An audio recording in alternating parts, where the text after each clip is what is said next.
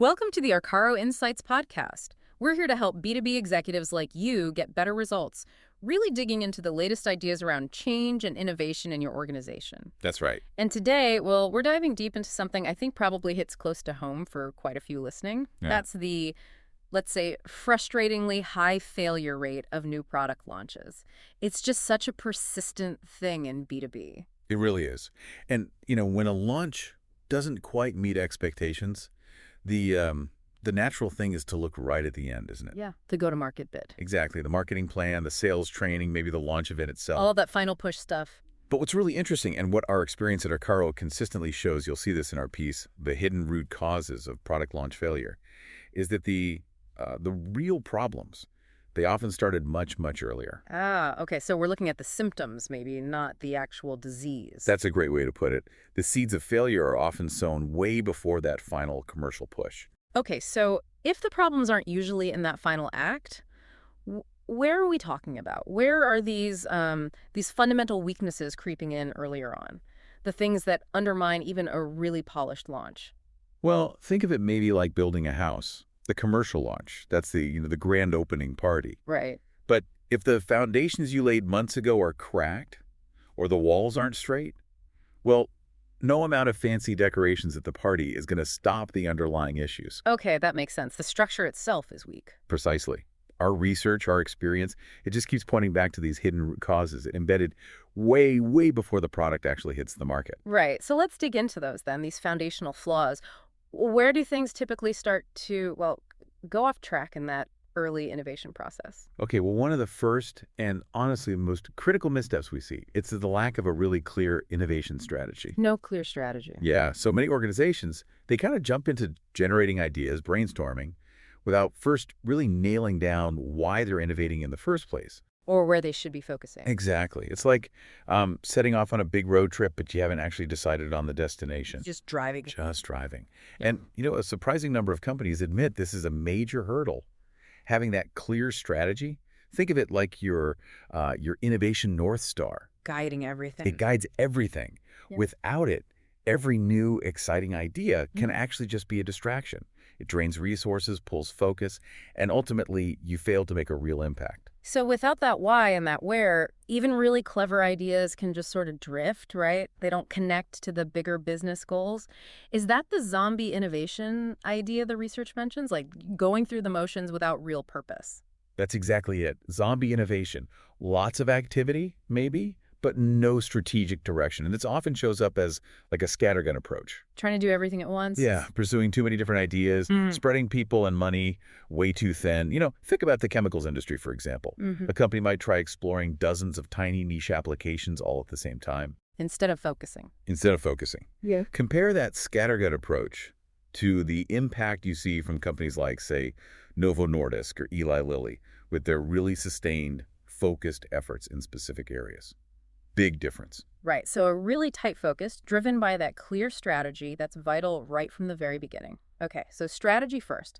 What's the next potential stumbling block? Well, building right on that strategy point, we very often see weak value propositions coming out of those early stages. The value proposition. So what the product actually offers the customer. Exactly. It boils down to answering that really basic question your customer asks themselves. Why should I choose this specific thing? Makes sense. And far too often, new products get built on, internal assumptions.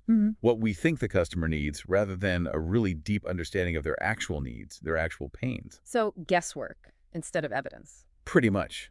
And our research suggests this might actually be the single most critical failure point. Wow. I mean, the deadliest assumption in innovation is probably believing you already know what your customer truly values until you really rigorously test that, validate it. You're just guessing. You're essentially building a solution for a problem that, maybe doesn't exist for them, or maybe it exists, but it's just not painful enough for them to bother changing or paying for a fix. Relying on what we think customers want, not what they actually do want. It sounds so obvious when you say it that customer interaction is crucial. But clearly it's a gap for a lot of B2B firms. It is. The research kind of pushes you to ask, doesn't it? Did we really base this on direct market feedback, or did our own internal biases creep in and shape it? Those are, tough questions to ask sometimes. They are tough, but absolutely essential. And the consequences of not asking them, not validating rigorously, they can be huge. Like what? Well, we see products launched that are trying to solve problems customers just don't rank as a high priority. Or maybe the product is technically clever, Yeah. but it just doesn't offer a compelling enough reason to switch from what they're already using. Hmm. It lacks real differentiation. So it really struggles to gain any traction, especially in competitive B2B markets. Right. It needs to be significantly better, not just marginally. Exactly. There's that example in the agricultural sector, right? Crop enhancements that offered improvements that were, statistically significant in trials. But practically. Practically, for the farmer, they were kind of negligible. Yeah. Not worth the hassle or the cost. It's just not enough to be slightly better. You need a really clear, compelling advantage. Give them a real, tangible reason to switch. And the research talks about that utopian illusion too, right? Getting so excited about a new technology, a new material, Oh, absolutely. that you kind of lose sight of the practical side, how it actually fits into the customer's real world. Yes, exactly. You get captivated by the potential.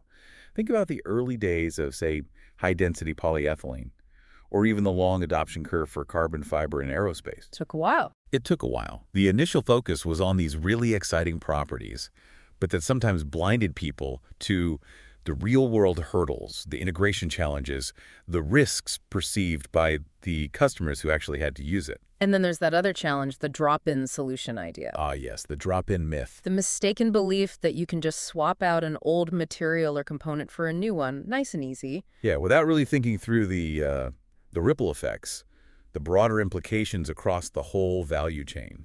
It's rarely that simple. Which I guess leads us neatly into the next potential problem area in these early stages, flawed business models. Spot on. Because even if you have a brilliant value proposition, it's kind of useless if you haven't figured out how to actually deliver it effectively and, well, profitably. Precisely. And the business model covers a lot, doesn't it? It's everything from figuring the right channels to actually reach your customers. How you get it to them. Yeah, to setting up pricing strategies that work long-term and properly forecasting what resources you're actually going to need. Okay. What goes wrong there, typically? Well, a really frequent issue is getting the distribution wrong. Inadequate distribution. So the route to market. Exactly. You could have a genuinely game-changing product, but if your target customers can't easily find it, buy it, get support for it, it's likely going to fail. Yeah, it just sits on a shelf somewhere, metaphorically. Right. The agricultural industry, again, it provides some really vivid examples there. You see innovative solutions really struggling Right. because they couldn't break into or work with the established dealer networks. Ah, the existing channels were a barrier. They were a barrier. So it's not just about having a channel, it's about having the right channel. Yeah. One that's actually motivated and equipped to sell and support your specific new offering. And the research also mentions value chain obstacles, right? Situations where maybe your new product is great for the end customer, Yeah. but it creates problems or disadvantages for other key players along the way, like distributors or installers, and they resist it. Yes, that's a really insightful point. How often do companies fail to anticipate who in the value chain might actually see their innovation as a threat And pushback. and therefore actively, sometimes subtly, sometimes not so subtly, work against its adoption? There's that example of a chemical company that tried to move into providing plant construction services. Okay. And they ran into huge skepticism and resistance from the established engineering firms who saw them as encroaching on their turf. You have to think about the whole ecosystem. Right. Understand all the players and their motivations. Okay, so we've got strategy, value proposition, business model, all critical early foundation stones.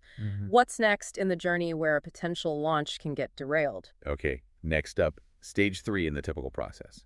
Prototyping and testing. Rigorous testing. Getting something tangible out there. Exactly. Yeah. This is such a pivotal point because now you can get invaluable customer feedback. They're not just reacting to an idea or a concept. They can actually touch, feel, interact with a version of the product. So the feedback becomes much more real. Much more real. And a major root cause of failure here is actually poor integration of that feedback. Meaning not listening or not acting on it. Both, often. It's more than just collecting comments. You need a robust process to actually analyze that feedback, understand it, and then genuinely use it to refine the product, maybe even pivot if necessary. So it's not just a box-ticking exercise asking for feedback. You need a mechanism to use it. Absolutely.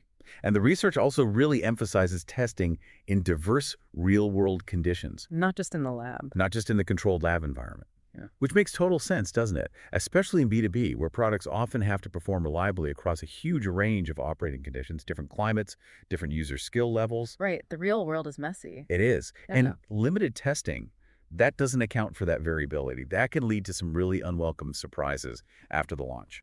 Like the example of the specialty coating. Yeah, exactly. The coating manufacturer whose product performed beautifully in standard lab tests. Looked great on paper. Looked great. But then, out in the real world, under specific combinations of humidity and temperature that customers actually experienced, it started degrading unexpectedly. Ouch. Not what you want after launch day.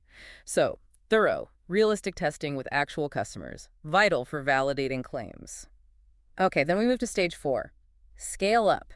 Ah, scale up. Taking that successful prototype and making it ready for full-scale production.